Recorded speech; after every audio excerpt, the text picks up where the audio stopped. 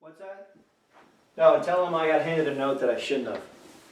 Hey, welcome back to Exchange Street Capital. I am still Rick Allenbach. Appreciate you stopping by again this week. This is titled 4 C's of Communication.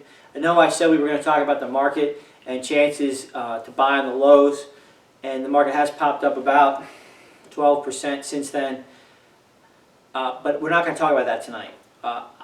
There's been more pressing matters to me from a lot of the people that I talk to in my network about issues that they're having. A lot of people are worried. A lot of people are talking to me about their ability to earn, their ability to keep their job, their ability to move up, their ability to have the things that they want to have.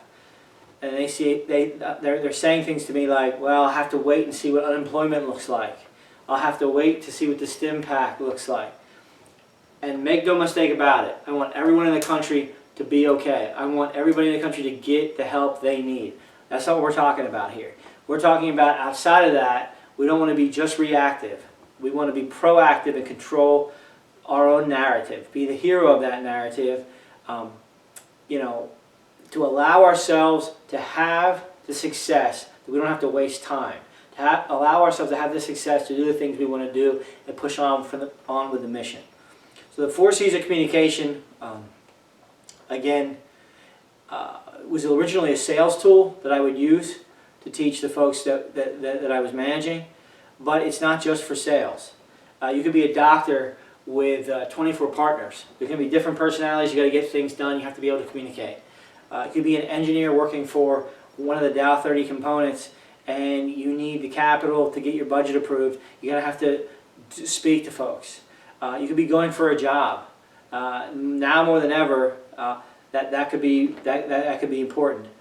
It could be just communication with somebody that is important to you that we take for granted.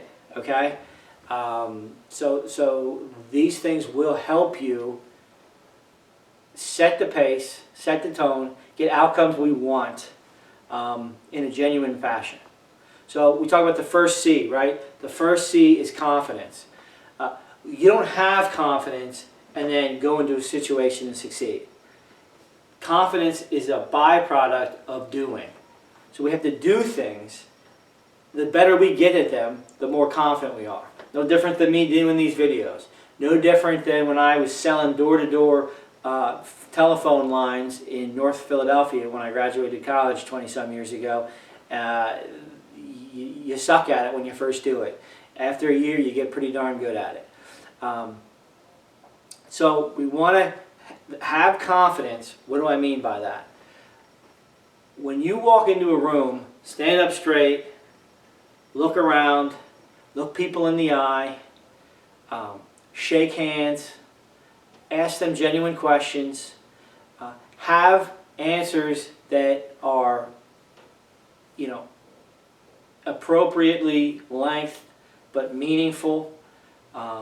Don't be arrogant. I mean, at the end of the day, I always say, we talk about mission, we talk about all these things. Don't be a dick. I think I say that in every segment, and it's true. Just don't be a dick. You know if you're being one, so don't. But confidence is key, because even if you're making mistakes, like if you're on the phone cold calling, I absolutely love the cold call. I love it. I'm going to have a segment just about that. I'll make cold calls while I'm doing it. It's one of my favorite things to do. People hate it. They call me the Great Disruptor because I'm a goof on it, but I'm a goof in a professional way that gets sales. But you have to have confidence. You have to have the other person feeling that you're as important, as formidable, have information that they want. Okay? Second C, cadence. Again, I'll use my videos. The first one, 23 minutes, way too long. Cadence was bad. To the fourth one, people started saying, hey, your cadence is really good. Speak in the right tone, have the timbre in your voice, pause when you have to, use grammar correctly, don't say Stop to listen what people have to say to talk to you. But cadence is key. Cadence backfills that confidence. that they go together. 3 is creativity. You want to differentiate yourself. Be creative. You know, when started this video, nobody handed me a note they weren't supposed to. I was talking to myself. You know, been in the house for 2 straight weeks, maybe that'll happen. My point is, be creative, be a little disruptive. Don't be a dick. Don't be, you know, goofy. But creativity helps. You know, there's no such thing as cold calling anymore. There's no such thing as not understanding. If you're a partner in a law firm or a doctor practice, you know what the likes and dislikes of the people you work with. Same as big companies. LinkedIn is the greatest tool on the planet. Everybody has to sell a little bit. Whether you're a physician, whether you're a lawyer, whether, you know, one of the greatest lines I ever heard was, the sales department, you know, not everybody in the company has to be in the sales department. The sales department better be the whole company. You know, you better, if you work for a company, you better be selling that company. And I just think that's absolutely true.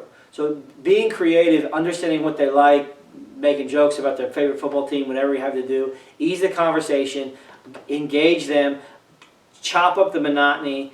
People that don't believe in what you're doing you'll break them down into being willing to listen. People that do like you, you'll build more bond and rapport. It just simply works. The 4C is be concise. Oh man, I suck at this. I suck at being concise because I love to talk. I absolutely adore it. I love to hear myself talk. Something I'm working on all the time. These videos aren't helping, by the way. But be concise. A colleague of mine who I feel is very intelligent always says, you know, always have 3 intelligent things going into a group conversation, single conversation, sales appointment, technical meeting, what have you. Less than 3 means you could have looked them up and you're not sure. More than 3 is too long-winded, you're going to lose them. Have 3 salient points. I think that's so good. So in terms of communicating, be confident. Walk in the room like you own it, even if literally you're bankrupt. Okay? I know people that got into exclusive country clubs the day they filed bankruptcy. It wasn't their fault they filed bankruptcy, it's just the way it was. Be confident. Act like you own it. Cadence, absolutely important. You don't want to mumble, you don't want to trail off, your body language has to be there, have it be right. Get creative. You know, now more than ever, that's going to be important. I look for that when I hire, and we are hiring, and then be concise. Hey, hopefully if anything transmits here, please subscribe and like. If you don't like it, you don't have to subscribe or like. Tell me in the notes, though. I'd love that. We'll see you next time.